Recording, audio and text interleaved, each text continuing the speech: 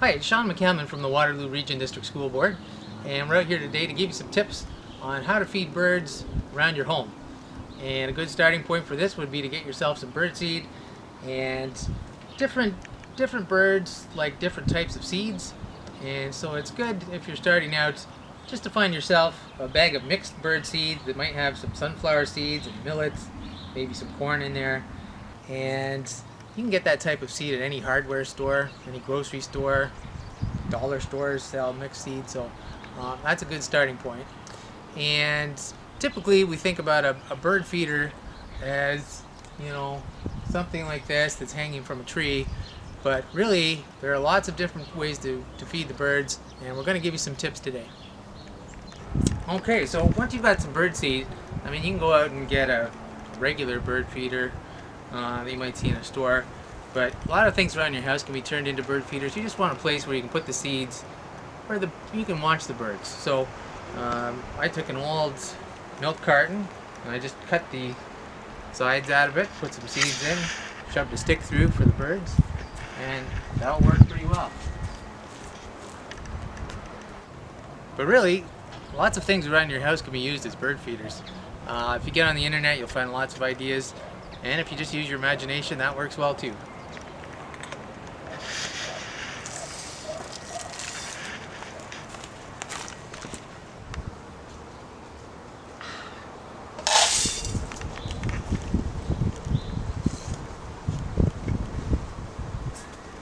Now, a lot of people want to feed birds other food than birdseed.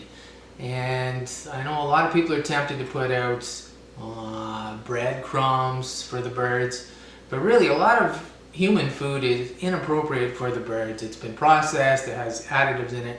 But one food you could feed to the birds you might have around your house is shortening, vegetable shortening or lard. And the chickadees really like this, the woodpeckers, nuthatches.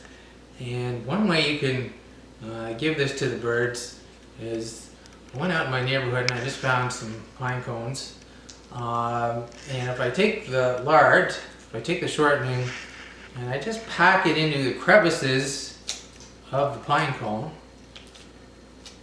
just so that the shortening sticks to the pine cone. This is a nice treat for the birds. This probably works better in winter or when the temperatures are a little bit cold, because when things warm up, the shortening tends to get a little bit gooey, and so when things are cold outside, this is probably the best.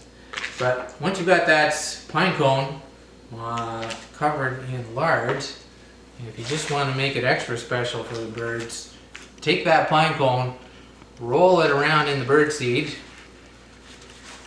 and that's pretty good. That's a good looking treat for the birds.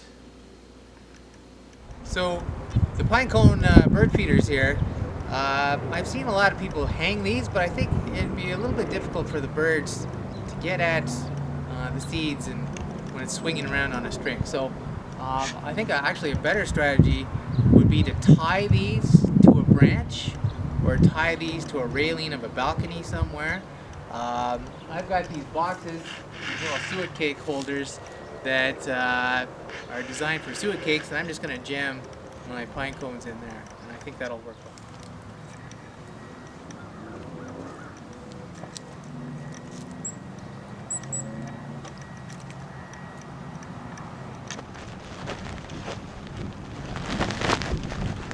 So when you feed birds, when you attract birds to your home, not only are you providing them with a food source that may be missing for them in a city environment and an urban environment, but you're also providing your family with a focus of interest.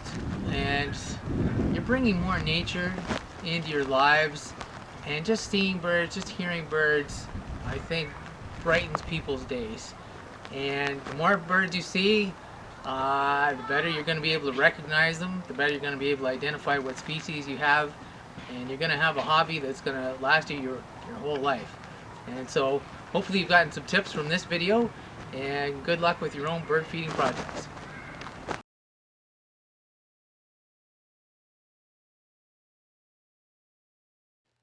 from the backyard.